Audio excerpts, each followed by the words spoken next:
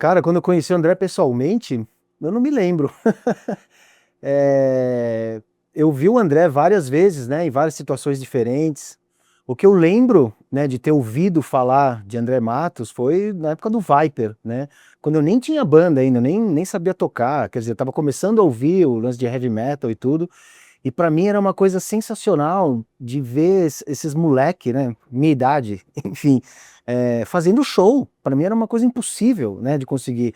Eu via os caras anunciando show nos colégios, né, em alguns teatros, e já com aquela coisa de iluminação. Eu nunca tive a oportunidade de ver ao vivo, mas aquilo me influenciou muito a realmente ver que era possível fazer banda. Obviamente já tinha, né, ali o Ratos de Porão, né, o Corsos, mas eu era bem mais metal mesmo, né? E o Viper era o Iron Maiden do Brasil, né? O André Matos tinha aquela coisa do Bruce Dickinson, né? E sempre cantou muito bem, a técnica dos caras tocando e tudo.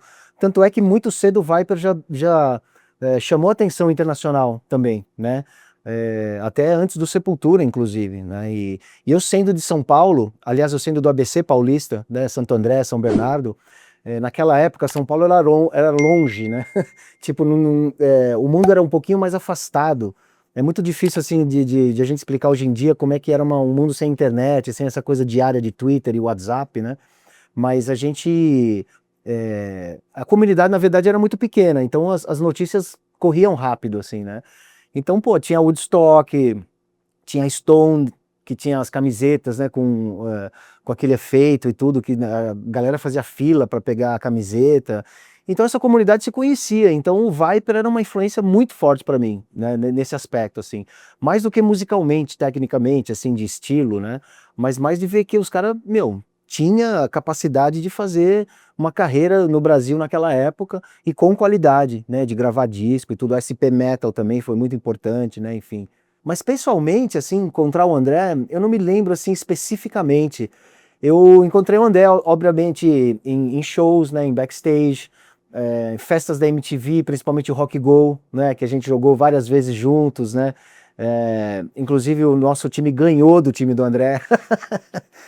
Que também era muito zoado, né, pelos comentaristas e tudo. E todas as vezes que eu encontrei com o André foi sempre muito tranquilo, sabe? Eu nunca senti aquela coisa de competição, sabe? Inclusive com todo mundo do Angra, do Ratos, essa coisa internacional, cada um conseguiu o seu caminho, né? E sempre foi muito respeitoso, cara. Ele era corintiano, né?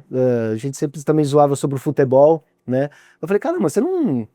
Com todo respeito, mano, você fala quantas línguas? Eu acho que não sei quanto. Corinthians, velho. Né? Então a gente zoava isso também.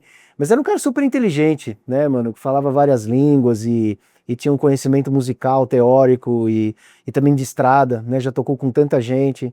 A gente tem que agradecer o André Matos pelo Eloy Casagrande também, que é um cara que deu a primeira chance a esse músico excepcional. Meu programa o Pegadas também, né? O André ele foi várias vezes lá.